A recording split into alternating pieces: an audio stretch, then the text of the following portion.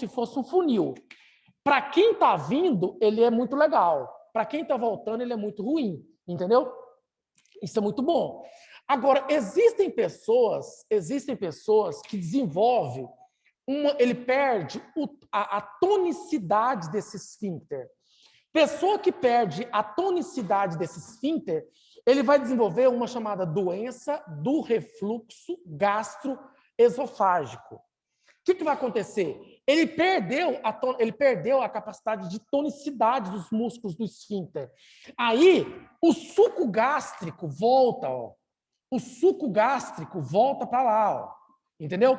No que o suco gástrico volta para lá, o suco gástrico tem qual característica? Ácida. O que ele vai fazer? Na hora que ele passa por um lugar que não está preparado para ele, o primeiro reflexo que a gente vai ter é o reflexo do quê? Da tosse. Então a pessoa tosse o tempo inteiro. Outra coisa, os meus dentes estão acostumados com esse grau de acidez? Não, então vou ter uma destruição do esmalte dentário.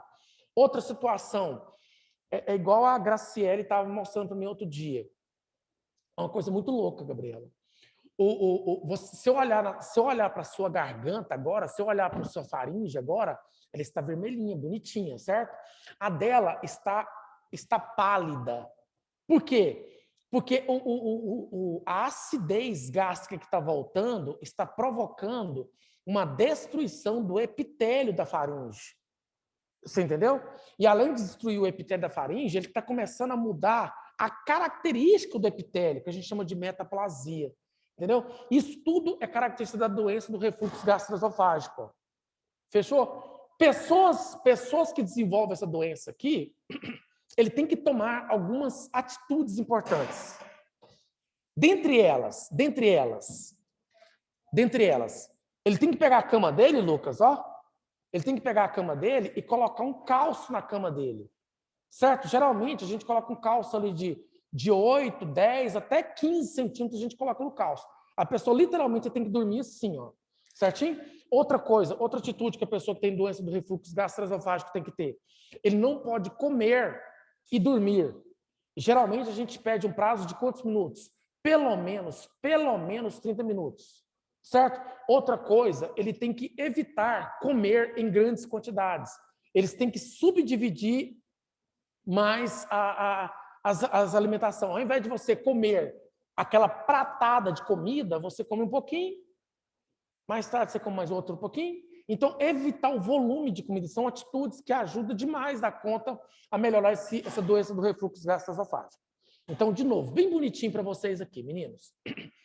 O que vem a ser esse esfíncter esofágico inferior? Esse esfíncter esofágico inferior, ele tem uma função de evitar o que, galera? O refluxo do alimento. Tá? O que é o esfíncter esofágico inferior? Ele é uma camada muscular, certo? Que passa o tempo inteiro contraída. Ele só relaxa no momento que você vai alimentar. De boa? Quando acontece... Criança tem muito disso, sabia, Ana Gabriela? Bebê tem muitos esses problemas. Criança tem muitos esses problemas. Pessoal de casa, tem alguma dúvida até agora? Não, nenhuma. Beleza, então. Oi, linda.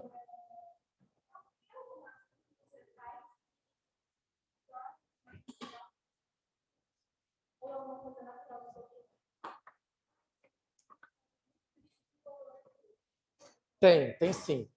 Eu vou falar coisa óbvia para você aqui.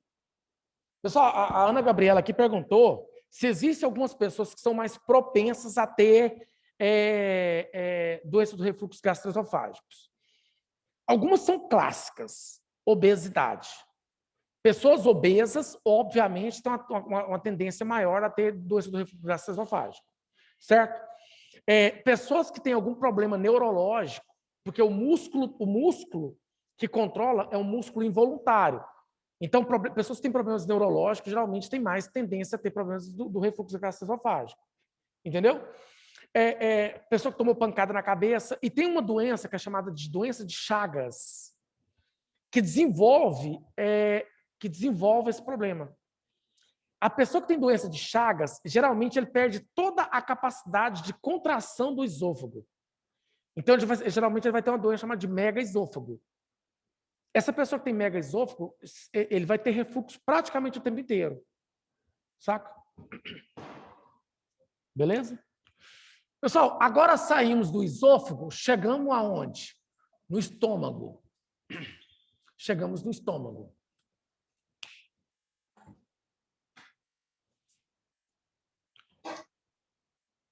Beleza. O estômago, pessoal, ele tem um formato mais ou menos de um J. Assim, ó. Certo? O estômago tem mais ou menos um formato de um J. Bem aqui, meninos, ó. Bem aqui, ó. Eu vou trocar de cor aqui. Bem aqui, ó. Aqui nós temos o esôfago. Certo? Aqui nós temos o esôfago. Aqui, pessoal, ó. Aqui nós temos o esfíncter. Esfíncter esofágico inferior. Certo? Essa região aqui, pessoal, é chamado de região cárdia. Região cárdia. O que seria a região cárdia? A região cárdia é a região de transição entre o esôfago e o estômago. Certo? Aqui, pessoal, ó, essa região do estômago aqui, ó, essa região aqui do estômago é chamado de região fúndica. Essa região aqui é chamada de região fúndica. Essa região aqui, pessoal, ó, essa região aqui é chamado de corpo. Corpo.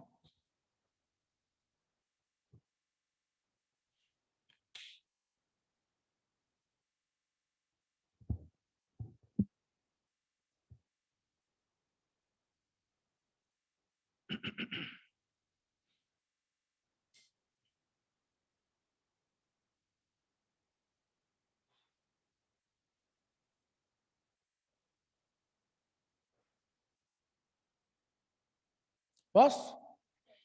Essa região do estômago aqui, pessoal, ó, essa região do estômago aqui é chamado de piloro. Piloro. Do jeitinho que eu tenho um esfíncter esofágico inferior, eu tenho o chamado esfíncter pilórico. Aqui, pessoal, ó, eu tenho o esfíncter pilórico. Eu tenho o esfíncter pilórico.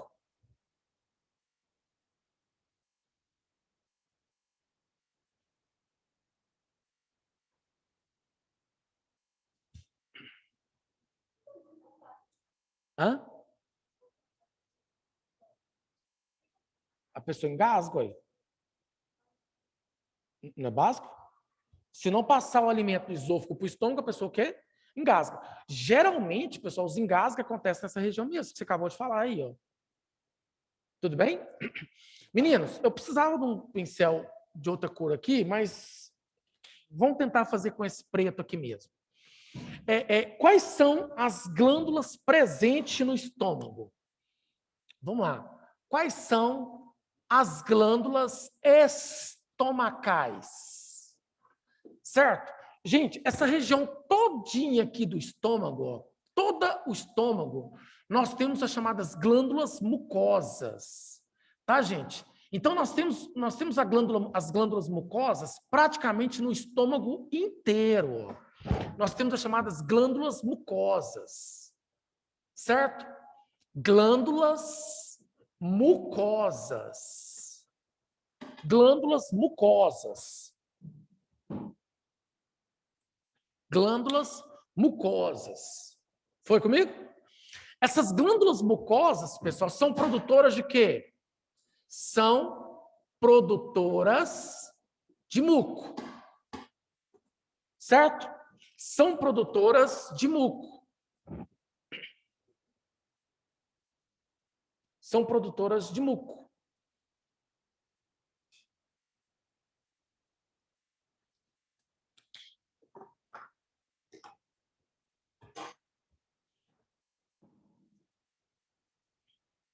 São produtoras de muco.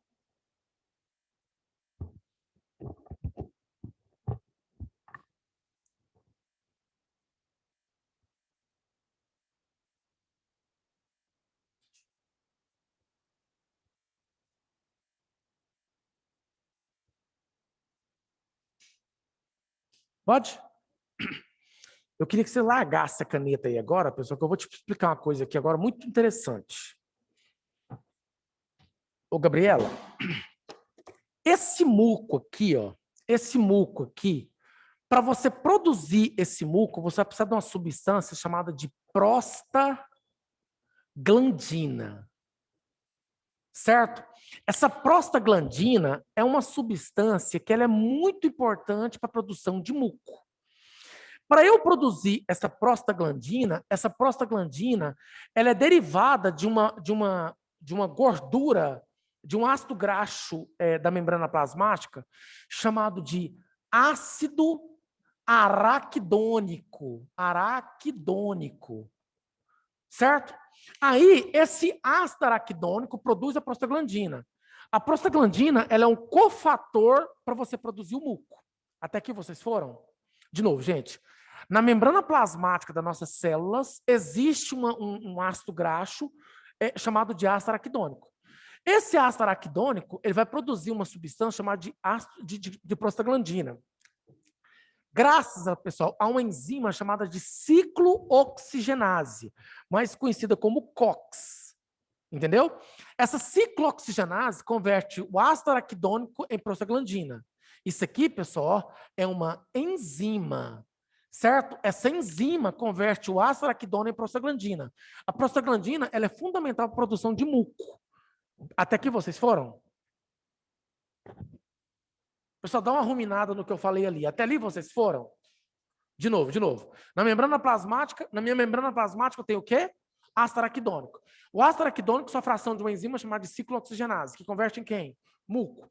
Esse muco, converte em prostaglandina. Essa prostaglandina, ela é o cofator para produzir muco. Tudo bem? Aí, quando a pessoa toma anti-inflamatório, principalmente aspirina, diclofenaco, esses anti-inflamatórios agem na inibição dessa COX aqui, ó. Fechou ou não fechou? Se eu não estou produzindo essa COX aqui, Lucas, o que vai acontecer? Eu não tenho a conversão do ácido araquidônico em quem? Em prostaglandina. Se eu não tenho prostaglandina, eu não vou produzir o quê? Muco. Se eu não estou produzindo muco, qual que é a função do muco? O muco tem uma função são produtores de muco, cuja função é a proteção do epitélio gástrico. Então você já vai entender o que vai acontecer aqui, ó. Olha aqui, Lucas, me ajuda aqui, por favor. Se eu tomar aspirina, diclofenaco, ibuprofeno, esses anti-inflamatórios todos eles vão inibir a COX. Se eu vou inibir a COX, eu não vou converter o ácido araquidônico em quem? Prostaglandina. Se eu não vou ter a prostaglandina, ela é precursora do muco. Se eu não tenho muco, eu não vou ter a minha proteção gástrica. Ó. Então, corre o risco da pessoa desenvolver doenças estomacais. Desenvolver uma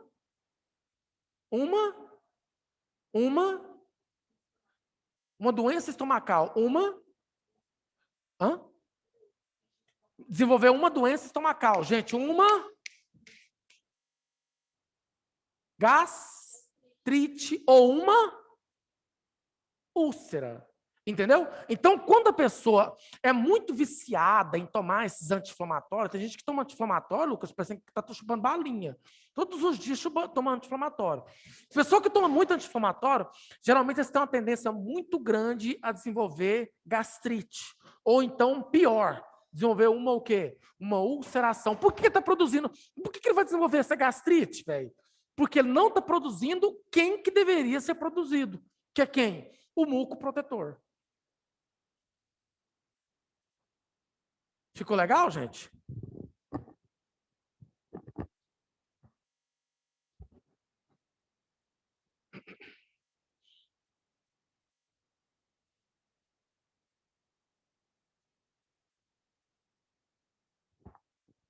Onde que eu acho esse ácido araquidônico? Na membrana plasmática das células do estômago mesmo.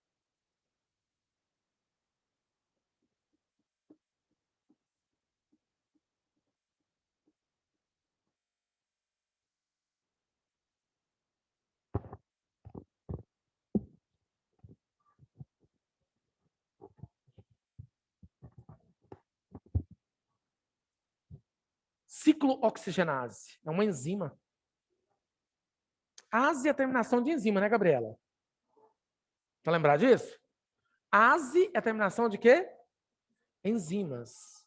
Carboxilase, peptidase, enteroquinase.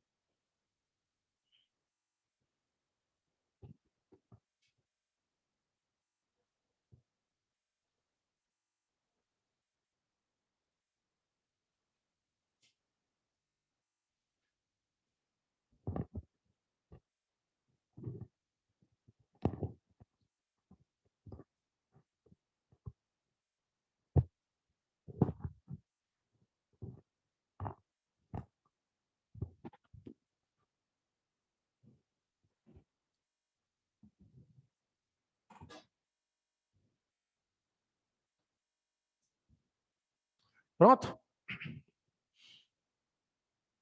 Meninos, quais outras glândulas, qual outra glândula que nós temos no estômago? São as chamadas glândulas oxínticas. Glândulas oxínticas. Dá um tempo aí para mim, por favor. Essas glândulas oxínticas, você encontra, pessoal, ela em bastante locais do meu estômago também, ó. Então, as glândulas oxínticas são encontradas em muitos locais, mas principalmente no fundo do estômago e no corpo do estômago, certo? Essas glândulas oxínticas possuem duas células. Nós temos a chamada células principais. Essas células principais, pessoal, elas produzem o chamado pepsinogênio. Certo? Elas produzem o pepsinogênio e ela também produz muco. E nós temos as chamadas células parietais. Ó. As células parietais. As células parietais produzem ácido clorídrico mais o chamado fator intrínseco. Produz o ácido clorídrico mais o chamado fator intrínseco.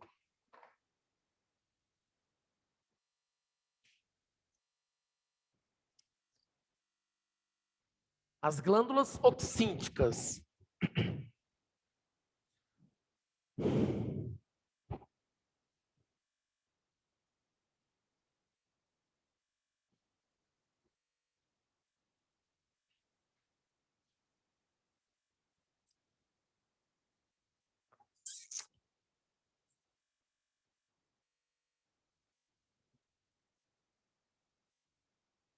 Foi?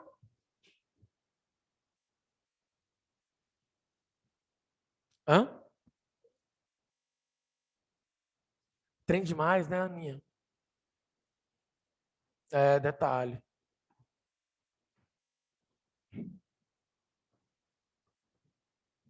O pessoal de casa está acompanhando, gente? Vocês estão dando conta de acompanhar?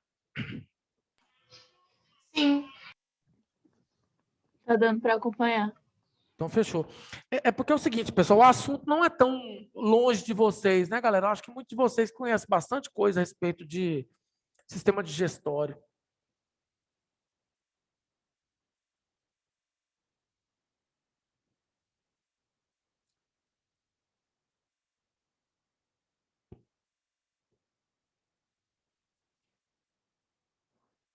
Posso? Galera, primeiramente, pessoal, quem que vem a ser o pepsinogênio? O pepsinogênio, ele é uma enzima inativa, tá, gente? Então, você escreve aqui no seu caderninho assim, ó, é uma enzima inativa. É uma enzima inativa que sob o efeito do ácido clorídrico, se converte, gente, o pepsinogênio, sob o efeito do ácido clorídrico, se converte em... Hoje vocês fazem brincar comigo? Ou vocês não sabem mesmo isso? O pepsinogênio, sob o efeito do ácido clorídrico, se converte em... se converte em pepsina. se converte em pepsina, cuja função é digerir proteínas, tá, gente? Cuja função é digerir proteínas, ó. Cuja função é digerir proteínas. Então, pessoal, o pepsinogênio, ele é uma enzima inativa. Ele é uma enzima inativa que tem por função, que é ativado pelo ácido clorídrico, certo? Então, ele é ativado quando o pH está muito ácido. Aí, quando o pH está muito ácido, esse ácido clorídrico, que torna o pH ácido, converte o pepsinogênio em pepsina. Qual que é a função da pepsina? A função da pepsina é digerir proteínas.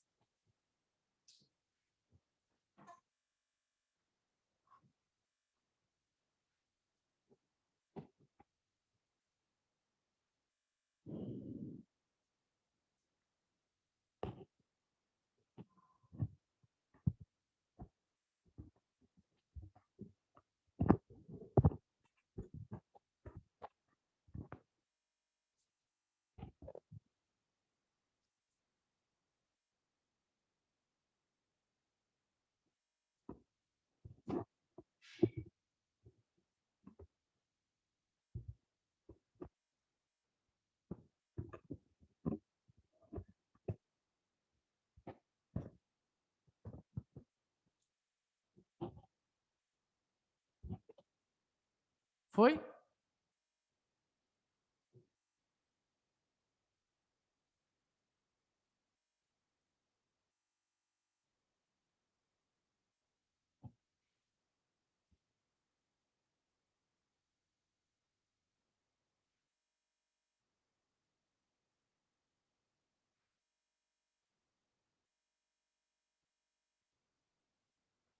Gabrielinha, tranquilo aqui?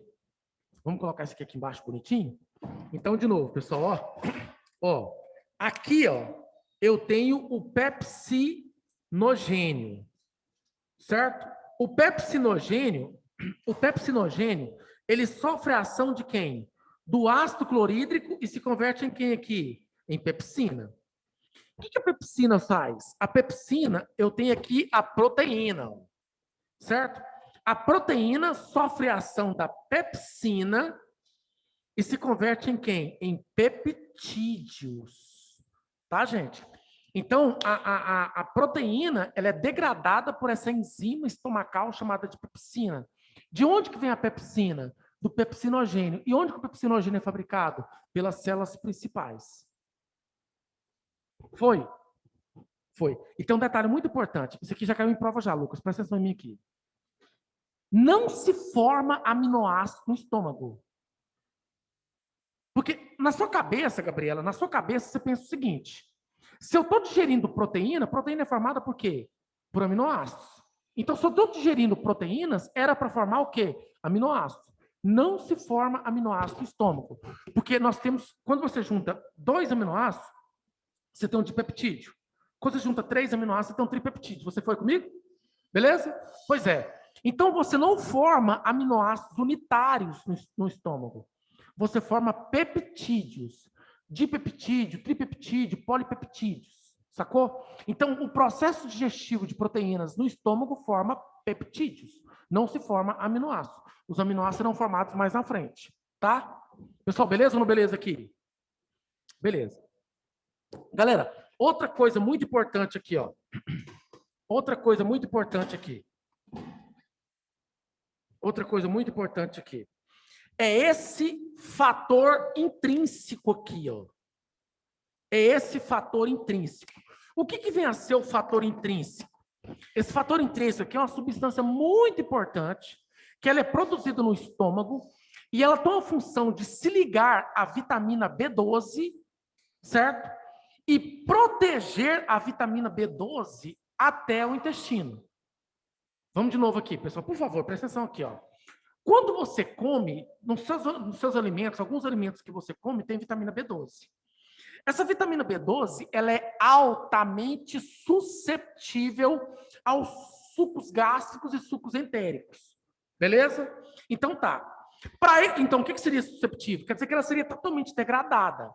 Quando ela chega no estômago, o estômago nosso, através das suas glândulas oxínicas, das suas células parietais, produz fator intrínseco. Esse fator intrínseco é uma substância que protege a vitamina B12. Aí a vitamina B12 ela vai ser protegidinha pelo estômago, passou pelo intestino delgado. Na hora que chegou lá na minha região do íleo do intestino delgado, aí o fator intrínseco se dissocia da vitamina B12 e a vitamina B12 consegue ser absorvida. Fechou? E agora presta atenção aqui, gente. Quando eu não tenho a produção desse fator intrínseco, eu não vou ter absorção de vitamina B12. Se eu não tenho absorção de vitamina B12, eu vou desenvolver um problema, porque a vitamina B12 ela é muito importante no processo de maturação das hemácias, certo? Então, eu vou desenvolver uma doença chamada de anemia perniciosa. Anemia perniciosa é falta de vitamina B12, em decorrência da falta do fator intrínseco. Vamos colocar isso no quadro? Vamos colocar isso no quadro? Vamos colocar esse quadro bonitinho aqui, gente. Ó. O fator intrínseco, gente, eu vou colocar FI, tá, pessoal de casa? FI significa o quê? Fator intrínseco. O fator intrínseco se liga à vitamina B12. O fator intrínseco se liga à vitamina B12 e a protege do suco gástrico e suco entérico, que é o suco produzido pelo intestino, certo? Suco gástrico e suco entérico. E a libera na região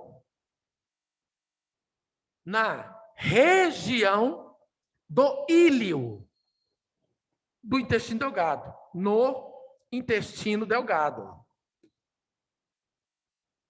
No intestino delgado.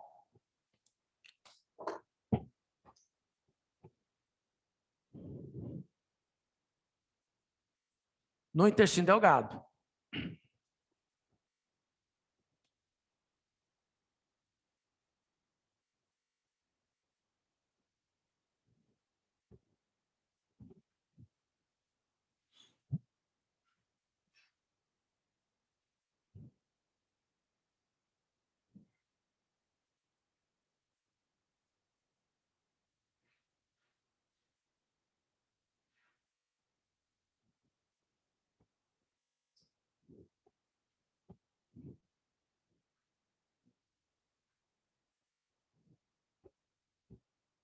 Pode perguntar, gente, qualquer dúvida. Gabi, pode. Na região do íleo. Na região do íleo.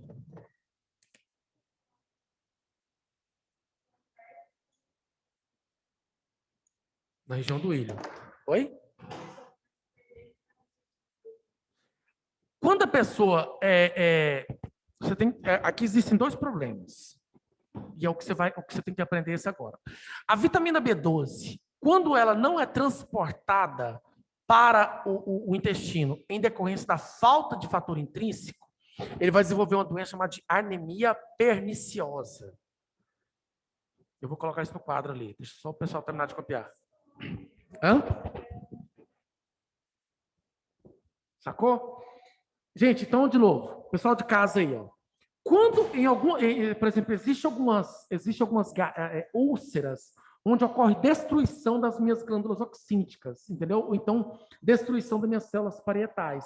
Às vezes, Gabriela, o grau de agressão é tão alto, mas tão alto, que a pessoa não produz ácido clorídrico e não produz fator intrínseco, entendeu? Então, ele vai ter uma acloridria, e além dele ter uma acloridria, ele não vai produzir fator intrínseco. Se não produz fator intrínseco, o que vai acontecer com a vitamina B12? Ele vai ser degradada pelo suco produzido pelo intestino e vai destruir a vitamina B12.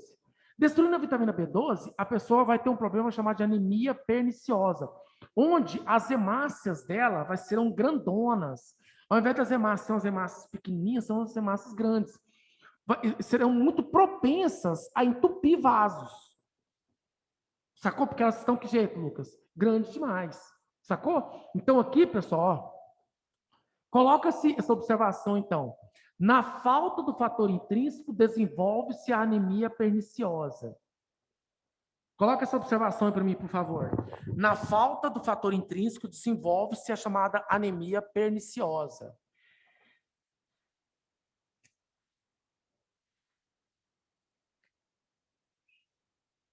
Valeu, gato. Na falta de fator intrínseco, se desenvolve a chamada anemia perniciosa.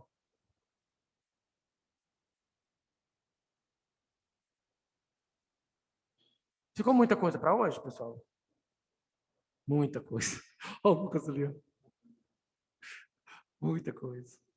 Não, mas é muita coisa mesmo, eu concordo com ele. Eu concordo com ele demais na conta. É muito trem. Meninos de casa aí, vocês não querem me ver mais, mas tudo bem. Fica com Deus. Bom final de semana para vocês. Tchau. Galera, eu só queria que vocês dessem uma lida depois, se você puder, lê o que é anemia perniciosa. Depois puxa puxa nos seus Google ali, o que é anemia perniciosa. A diferença da anemia perniciosa e anemia perniciosa.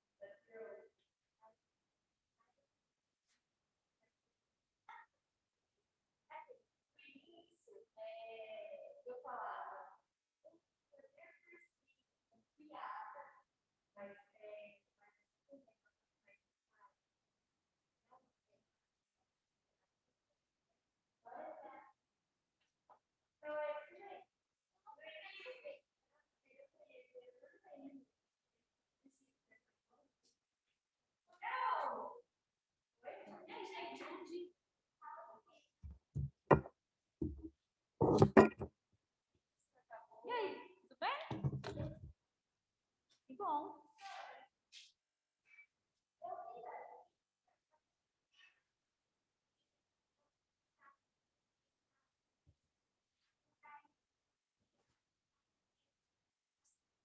Mas é até que horas? Por quê?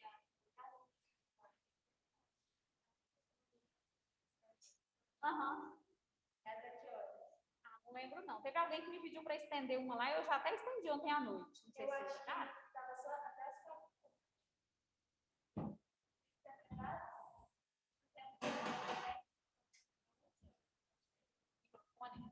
Não costumo ter excesso de tecnologia, de máscara, de coisa. Gente, não sei.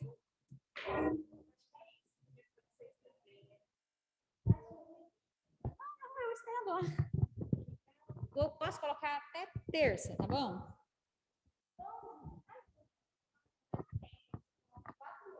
Aham. Ah, tipo, quase até meia-noite. Tá. É porque, na verdade, eu clico lá no lugarzinho, o número que tá, eu só confirmo, sabe? Eu nunca mudo.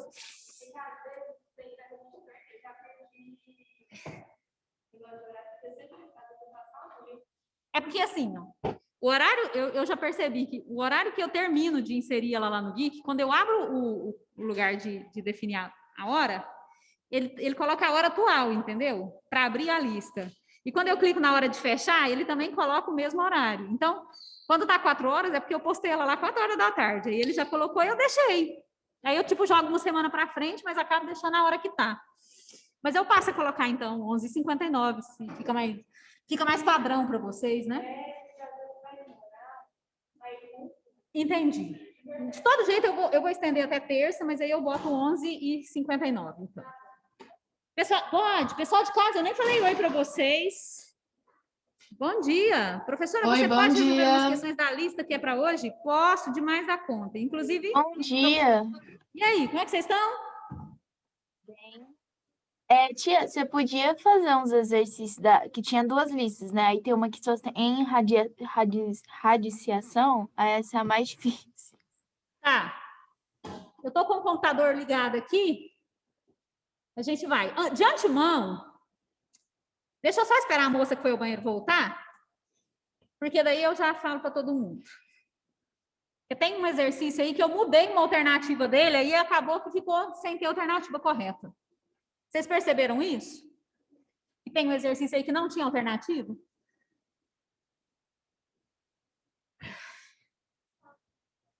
Daquela lista que está com o título Expressões envolvendo fatoração, aqui eu entreguei sábado passado. A questão 2 aí, você achou alternativa nela? Deu um número uma fração muito grande.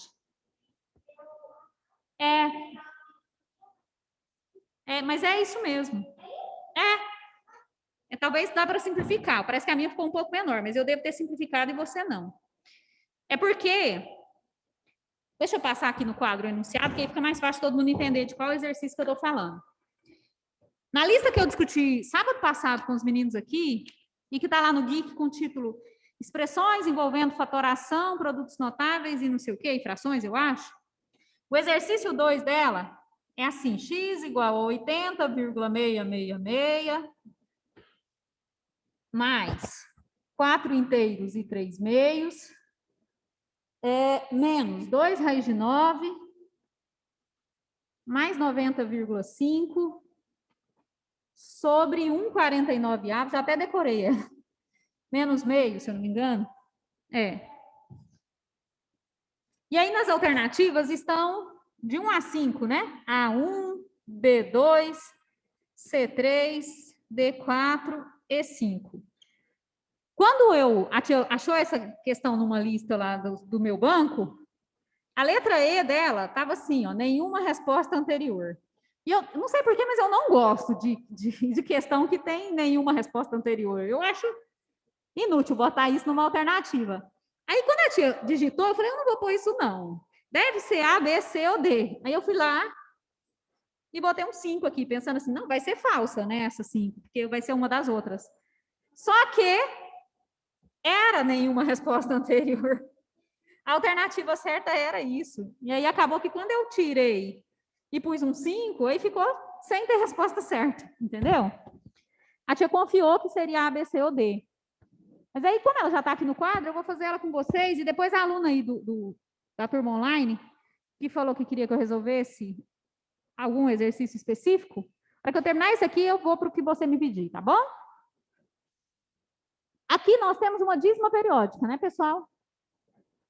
Para voltar a dízima periódica para a forma fracionária, a tia comentou isso com vocês já, você faz o seguinte, ó, tira a vírgula daqui, passa para frente do período, que é o intervalo de números que fica repetindo.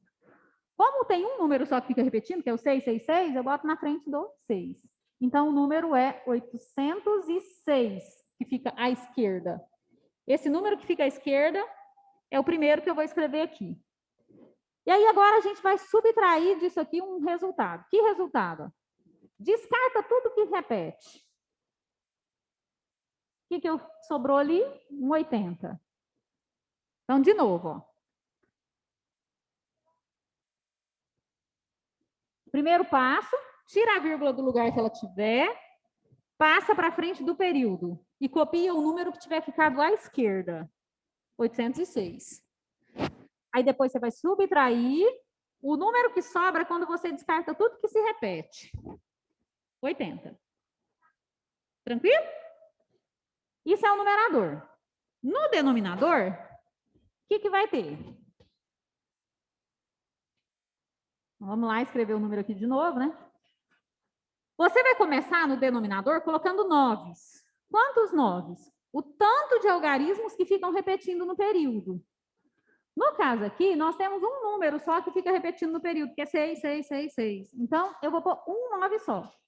Supondo que aqui fosse assim, ó, 80,6262, aí seriam dois noves.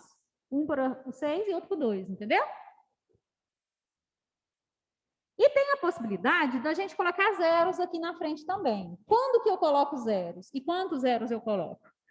Quando tem algum número aqui logo depois da vírgula que não repete. Ele aparece e não repete mais. Então, por exemplo, se fosse assim, ó, 80,2666, esse 2, todo dia eu quase caio. Esse 2 seria um intruso aqui, ó, porque ele apareceu, mas depois ele não volta a se repetir. Quando tem um algarismo intruso, eu colocaria um zero. Se tivesse dois intrusos, 2 zeros. Entendeu? O tanto de intrusos que aparecem aqui depois da vírgula e não voltam a se repetir é o tanto de zeros que eu ponho. Nesse caso, não tenho. Então, não vamos pôr zero. 806 menos 80, eu acho que dá 729. Eu fiz isso agorinha. É isso mesmo? Não, 726, né? Então, vamos seguir aqui. Vai ficar assim, então. X igual 6 mais 2, 8, mais 7, 15. Isso aqui dá para simplificar, né? Por 3. Porque, olha, 7 mais 2 dá 9, mais 6 dá 15, 15 divide por 3, então essa fração também divide. Vamos dividir esse número aqui por 3. 2 vezes 3, 6, sobra 1. 3 vezes 4, 12, não sobra nada, abaixo 6. 2 vezes 3, 6. Então, 242. Sobre 3, né? Aqui deu 242 e 9 dividido por 3 dá 3. Mas aqui a gente tem um número misto. Como é que eu volto um número misto para a forma de fração? Eu multiplico esse número de cima com o de baixo, pego a resposta e somo com o numerador. Então, 4 vezes 2 dá 8. 8 mais 3 dá 11. E o denominador continua o que era mesmo. Raiz de 9 é 3. 2 vezes 3 vai dar 6. Mais 90,5 não é uma dízima, certo? É só um número decimal comumzinho infinito. Quando eu tenho um número decimal normal, convencional, para voltar ele para fração é o seguinte, esquece a vírgula e copia o número. 905. Sobre, embaixo vai ser uma potência de 10. Então, é 10, ou é 100, ou é 1000, 10.000. Quantos zeros eu ponho? O tanto de números que estiver depois da vírgula. Como só tem um, vai ser um zero só. Diga. Aqui é um 9? Porque tem um algarismo só que fica repetindo. Se o período fosse composto por 2 algarismos, 62, 62, aí seriam 2 9s. Entendeu? O tanto de algarismos que tem no período é o tanto de 9s.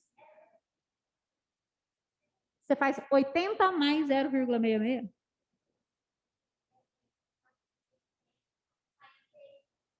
Pode ser, dá certo. Então, aqui, 905 dividido por 10. Pode ser também. E aqui, esse parênteses aqui tá meio que de enfeite, né? Eu não tem muita necessidade dele aqui, não. Então, a tia já vai fazer um MMC aqui. O mínimo de 49,2 é 98, né? 98 dividido por 49 dá 2, vezes 1 dá 2.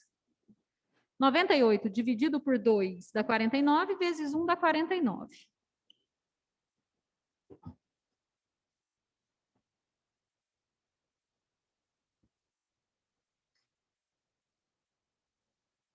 Então, vai ficar x igual. Aí, nós vamos ter que fazer um MMC entre esses denominadores. O MMC entre 3, 2 e 10 é 30, né? 30 dividido por 3 dá 10. 10 vezes 242 dá 2.420. mais 30 dividido por 2 dá 15. 15 vezes 11 dá 165. Menos 30 vezes 6 dá 180. Mais 30 dividido por 10 dá 3. 3 vezes 905. 3 vezes 5, 15. 3 vezes 0, 0 desce 1. 3 vezes 9, 27. 2.715. Sobre, deixa eu chegar esse 30 mais para o meio aqui. 2 menos 49 dá menos 47 sobre 98.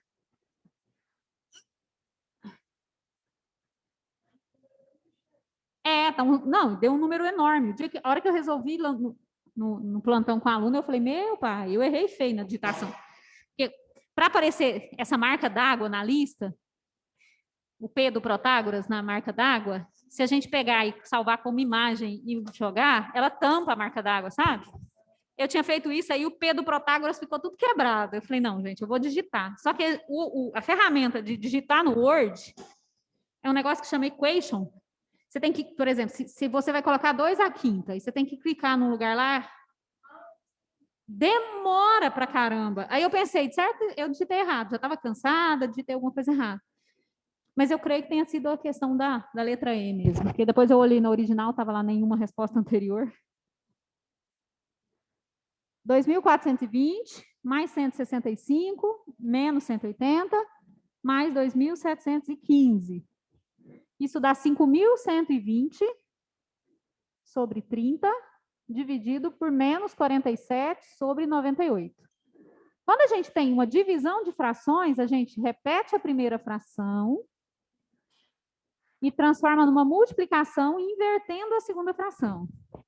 Tem um aluno ali do curso que falou assim para mim, professora, esse menos estava em cima, aí você botou ele em cima de novo, inverteu a fração e não tinha que ter descido junto com 47? Na verdade, tanto faz, gente. Se eu escrever assim, ó, menos 98 sobre 47, 98 sobre menos 47, ou menos 98 sobre 47, é tudo a mesma coisa, né? Porque menos dividido por mais dá menos, mais dividido por menos dá menos, menos. Então, tanto faz, onde é que você põe o menos? Então, vai dar x igual, aqui é positivo, aqui é negativo, então, mais vezes menos, menos. 5.120 vezes 90. Vamos fazer assim, ó. Cancelar esse zerinho aqui, né? 512. Ó, meu pé, quase escapou fora aqui desse trem de novo.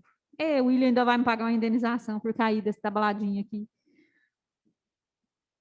50.176. 3 vezes 47, 141. E aí, passa muito longe das alternativas, né? 1, 2, 3, 4, 5. Mas eu não sei se você estava aqui na hora que eu falei, mas é porque quando eu digitei essa questão, na original da lista que eu peguei, na letra E estava assim, ó, nenhuma resposta anterior. Eu detesto isso. Eu acho inútil botar isso numa alternativa. Aí a tia pensou que ia ser ou A, ou B, ou C, ou D. Aí eu fui lá e falei, vou pôr um 5 aqui. Entendeu? Aí acabou não tendo alternativa correta, porque essa era a correta. Pois é. Foi feita para, a não ser que o lugar onde eu peguei também digitou errado e tem algum sinal errado, tipo, algum desses positivo era para ser negativo, e aí talvez dava 1, 2, 3, 4 ou 5. Mas a tia olhou, eu até salvei no meu celular, tá na íntegra, igualzinho. Então, na letra E dela, originalmente estava nenhuma resposta anterior. E a tia foi e falou, eu não gosto disso, eu vou pôr um 5, porque deve ser A, B, C ou D. E ela era a certa, ok? A pessoa do... Você poderia fazer o 4 e o 5 também, por favor? Bianca, foi você que falou agora, aquela hora que queria que eu resolvesse alguma? Sim? Ah, então tá. Então vamos lá. Questão 4. A 4 realmente eu estava muito afim de fazer. Até te agradeço, Bianca. Esse modelo de questão 4 aí, gente, tem muita chance de cair. Muita mesmo. Em vestibular. Enem, talvez até não, porque as questões do Enem, como a prova é muito extensa, muitas matérias, uns textos gigantes. Eu tenho um ex-aluno, Hoje ele é professor também, mas ele era meu aluno na faculdade. Ele faz Enem desde que ele fez para entrar mesmo. Já tem uns 4 anos que ele formou, todo ano ele vai lá e faz Enem. Ele falou, eu faço para me manter atualizado. Aí eu falo para ele que eu não faço com preguiça de ler os textos, que eu vou fazer só a prova de matemática e vou embora, e as outras eu não vou nem ler.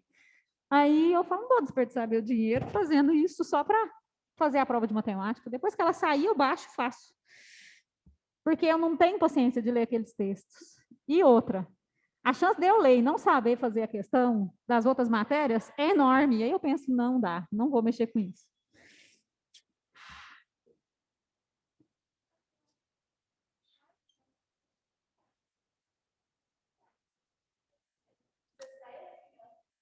É cansativo. Porque assim, eu chego, quando divulgo o caderno de provas na internet, eu vou, nem olho o resto. Vou lá na de matemática, sento e faço tudo. Até porque, certeza, o dia que sai, na verdade, aquele aluno que leva o caderno para casa, no outro dia ele já chega na escola e fala, Aline, faz essa para mim. Então, sempre tem. Então, eu já faço com antecedência, porque eu penso, eu não perder tempo, né? Vai que alguma é mais difícil, a pessoa me pergunta, eu fico meio boiando, eu sempre faço. E eu termino a prova de matemática cansada. E eu faço só de matemática. A hora que termina, eu falo, não, mas que trem cansativo. Imagina quem faz a prova inteira. Bom, meninos, então, conforme a tia estava dizendo para vocês, esse tipo de questão aqui cai muito em vestibular. É bem provável que se tiver uma questão de fatoração no vestibular, vai ser mais ou menos nesse esquema. Observa, ele falou que o valor de P mais o valor de Q vale N. O valor de 1 sobre P mais 1 sobre Q vale M. E aí perguntou P menos Q ao quadrado. Quando você bate o olho nas alternativas, você verifica que só tem M e N nas alternativas. Não tem P e Q nas alternativas. Então, resumindo, eu vou ter que converter tudo que tiver P e tudo que tiver Q em função de M e de N. Isso aqui é um quadrado da diferença, não é? Então, a tia vai começar resolvendo o quadrado da diferença aqui para ver se dá uma clareada nas ideias. Ó. P ao quadrado, que é o quadrado do primeiro. Opa, que é menos. Menos 2 vezes o primeiro vezes o segundo, mais o quadrado do segundo. Como o exercício quer o resultado dessa conta, que é P menos Q ao quadrado, isso quer dizer que a tia tem que achar algo em função de M e N para substituir no lugar de P ao quadrado, de 2PQ e de Q ao quadrado. E isso eu vou conseguir manipulando essas duas expressões de cima. Sempre vai ser por esse caminho, gente. E é meio que um macete. A hora que eu fizer, vocês vão falar, eu entendi, mas eu não pensaria nisso. Quando eu fiz a primeira vez, eu também não pensaria. É porque a gente faz um monte de exercício parecido, vai indo, você bate o olho e fala, é isso. Então, isso aqui é um caso de acostumar. Você ia falar alguma coisa? Como é que eu vou fazer? Ó? Eu vou elevar o primeiro membro e o segundo membro aqui ao quadrado de propósito, porque nesse quadrado da soma vai brotar um P ao quadrado e um Q ao quadrado, que é algo que eu preciso para substituir aqui. Ó. Então, eu estou fazendo de propósito para ter um P ao quadrado e um Q ao quadrado aqui, já me ajudar a substituir. Se não fosse esse 2PQ, né? Ou se esse 2PQ fosse negativo, estava lindo, né? Era só substituir lá. Mas como eu não tenho o valor de PQ, eu também não posso falar que P ao quadrado mais Q ao quadrado é N ao quadrado, porque tem esse 2 aqui. Tá. Então, vamos usar agora a segunda informação a nosso favor também. Se a tia fizer um MMC aqui, ó, o que ele vai ser? PQ. Olha só. PQ, PQ. Olha ele aparecendo. Então, vamos lá. PQ dividido por P dá Q, né? Q vezes 1 dá Q. PQ dividido por Q, cancela o Q, dá P. Vezes 1 dá P. PQ dividido por 1, PQ. Vezes M, PQM, ou MPQ, sei lá. PQM. Como a gente fez o MMC de tudo, pode cancelar. Quanto que vale P mais Q? Vale N. Ó. P mais Q, o exercício falou pra gente que vale N. Então, eu posso pôr N no lugar disso aqui, ó. N igual a P, Q, M. Agora dá para a gente isolar o PQ. Ó. PQM é igual a M. Então, PQ é N sobre M. Agora, eu posso substituir os PQ tudo por N sobre M ali. Então, nós vamos ficar com isso aqui, ó. P ao quadrado mais 2 vezes. No lugar de PQ, a gente põe N sobre M. Mais Q ao quadrado. Eu tentei colocar um negócio mais puxado para o terceiro e para o curso. No primeiro ano, eu faço uma lista do mesmo conteúdo um pouquinho mais leve. Para vocês, eu pego uns exercícios mais difíceis um pouquinho. Daí, a tia agora vai isolar aqui, ó, o P ao quadrado mais Q ao quadrado. E vai ficar N ao quadrado menos 2N sobre M. Olha só qual que é a minha intenção com isso. Como P ao quadrado mais Q ao quadrado vale isso, a tia vai vir aqui, ó. E no lugar desse P ao quadrado mais Q ao quadrado, eu vou substituir aquilo lá. Então, vai ficar N ao quadrado menos 2N sobre M. E isso, de azul, está entrando no lugar do P ao quadrado mais Q ao quadrado. Mas ainda tem esse menos 2PQ, né? Então, menos 2 vezes PQ. A gente achou aqui, ó, o PQ em função de MN. PQ vale N sobre M. Entendeu? Então, isso entrou aqui. Então, P menos Q ao quadrado é igual a... Olha, eu tenho menos 2N sobre M, menos 2N sobre M de novo. Então, é menos 4N sobre M, né? Menos 2N sobre M com menos 2N sobre M, soma dá menos 4. N sobre M. E aí, agora a gente faz um MMC aqui. Eu vou seguindo aqui para frente, porque não tem muito espaço lá. Fazendo o MMC entre 1 e M, ele é M. M dividido por 1 dá M, vezes N ao quadrado, MN ao quadrado. M dividido por M dá 1, vezes 4N, 4N. Dá isso. Letra, acho que é B, não lembro. MN ao quadrado menos 4N sobre M. B. Aline, Oi. fala de novo, por favor, de onde veio esse 4N sobre M?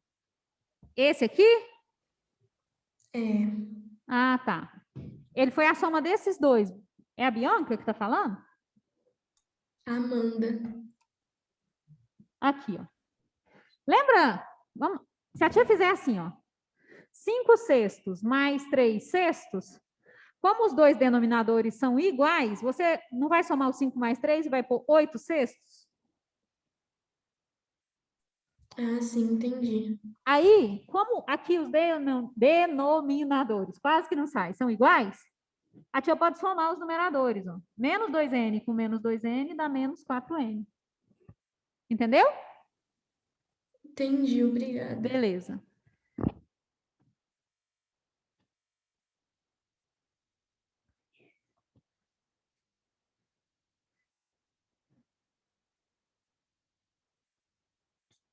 Pode apagar? Vocês printaram, tiraram foto, sei lá? Tá, vou esperando aqui então.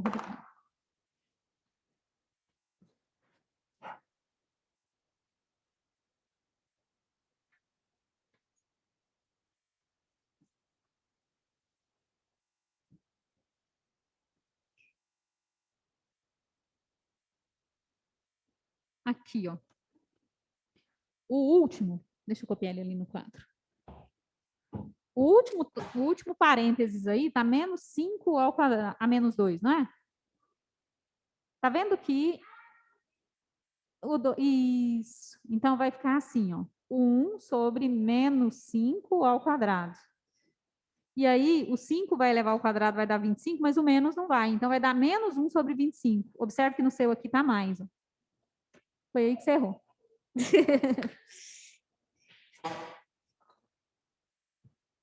Pronto? Pode apagar aqui?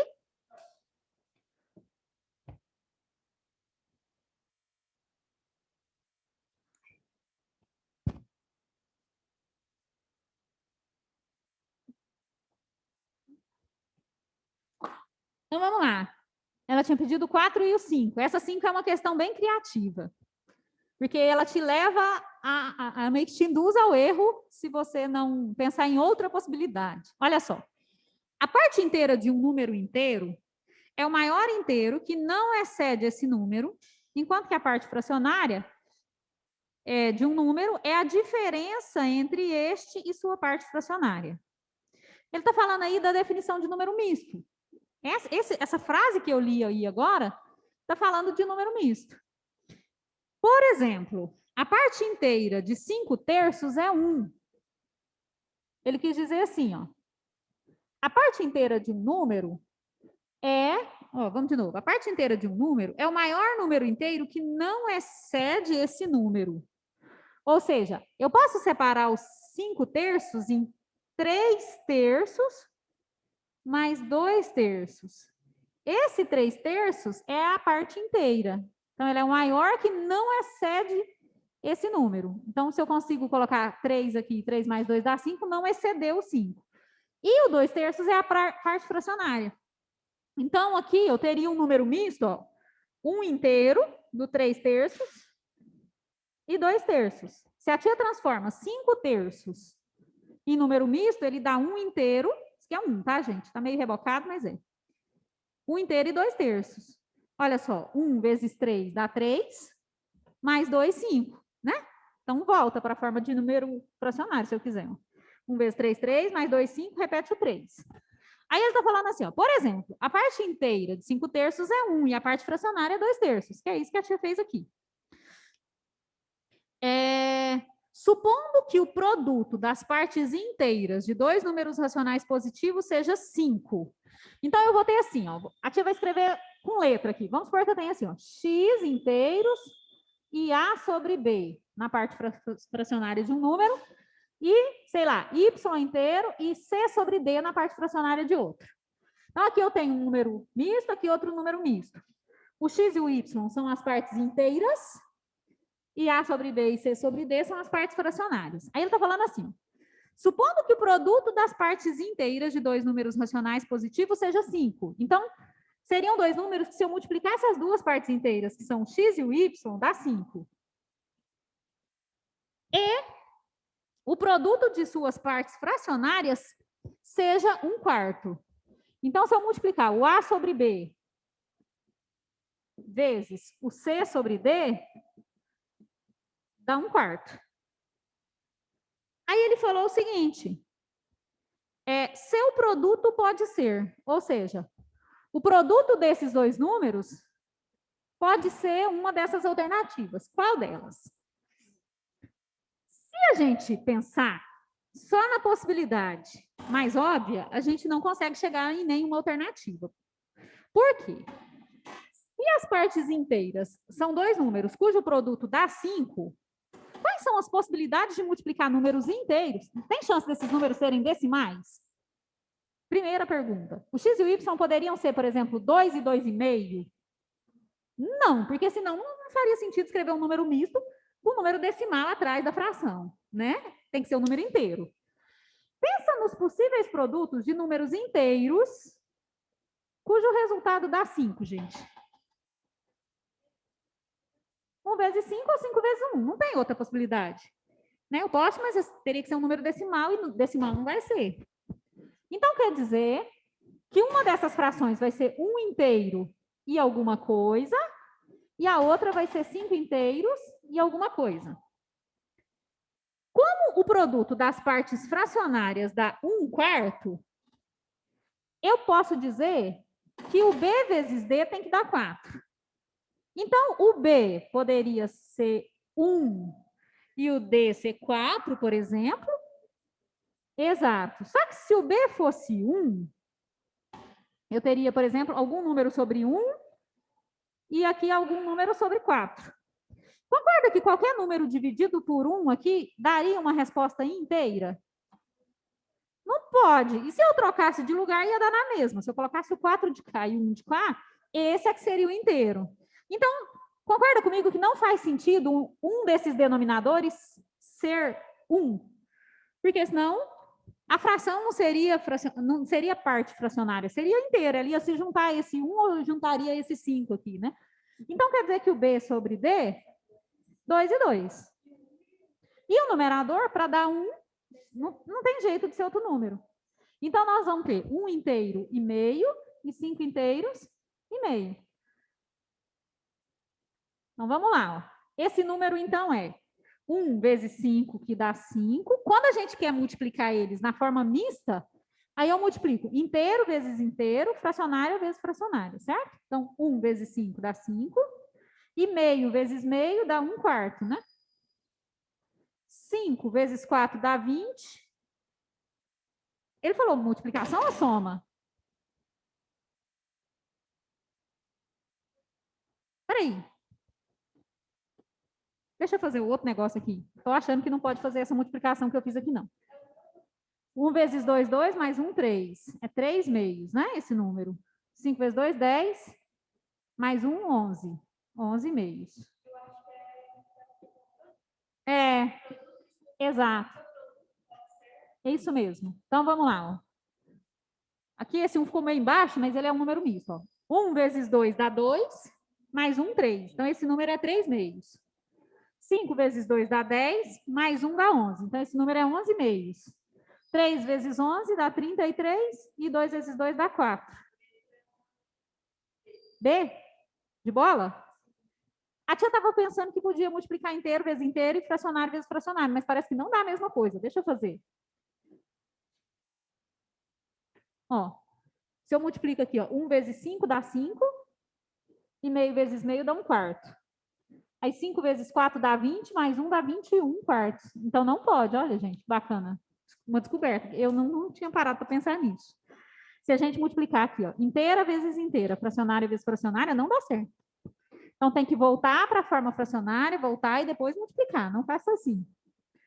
Tá bom? A tia, eu fiz assim na hora que eu resolvi em casa, mas aí aqui eu meio que surtei e queria fazer assim, ia dar errado. Bianca, tranquilo? Tirou sua dúvida? Faço. Aê. Pode apagar aqui, gente? Então, vamos lá na 6, rapidinho. Eu acho que não dá tempo de fazer todas as 6, faltam 2 minutos. Você quer escolher um tópico para eu começar primeiro? Aline, Oi. aquela primeira lista de radiciação, você poderia, tipo, aumentar o prazo? Ah, qual que é seu nome?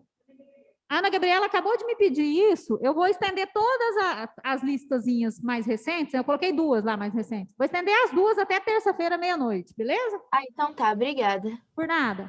Mas aí vocês fazem, gente, porque eu já estou sem graça. Eu acho que eu já estendi prazo de lista lá umas 4 vezes. Daqui a pouco o Paulo me chama atenção. É, mas assim, toda vez eu estou estendendo. Tem nada, não? Quanto tempo o Paulo costuma colocar numa lista dele?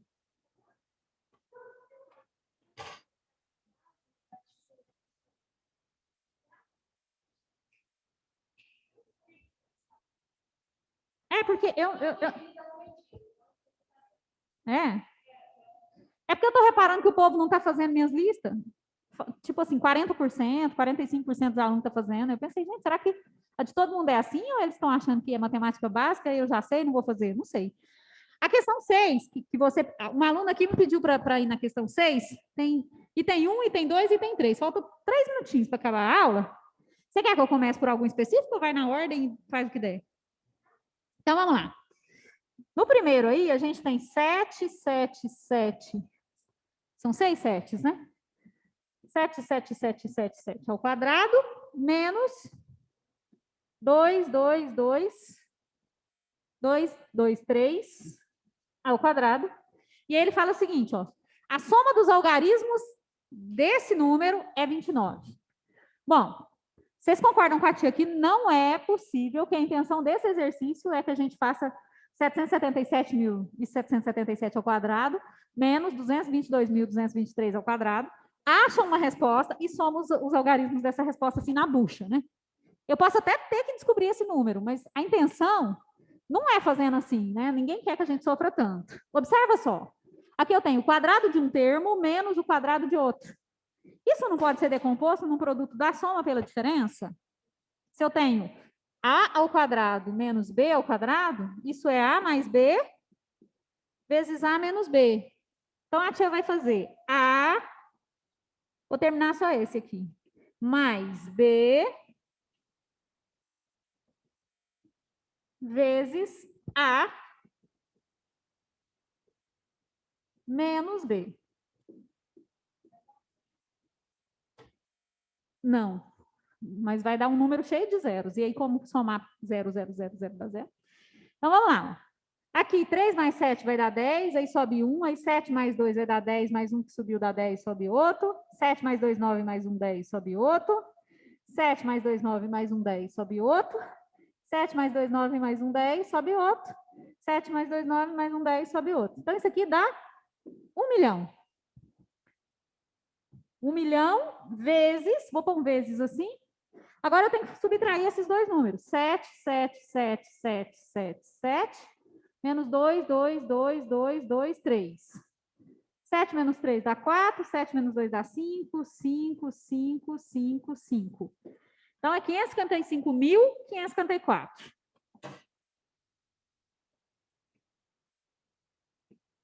Quando eu multiplico 1 milhão vezes esse número, é só acrescentar 6 zeros, né? Então, vai ficar 5, 5, 5, 5, 5, 4 e 6 zeros aqui na frente.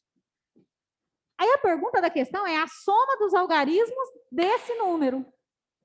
0 mais 0 mais 0, dá tudo zero, nem precisa preocupar com eles, né? Então, nós vamos ter 1, 2, 3, 4, 5 vezes 5, que vai dar 25, né? 5 mais 5 mais 5 mais 5 mais 5 é 5 vezes 5, que dá 25, mais esse 4, 29. Aí teria mais 0, mais 0, mais 0, que dá 0. Então, essa está verdadeira. Ok? Quem quiser a resposta do item 2 e 3, entra no plantão sexta-feira que vem, gente.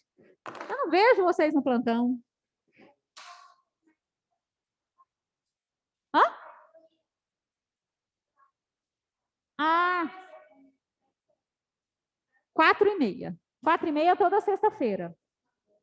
Tem uns alunos que entram sempre. Tem uma Camille que entra sempre, uma Camille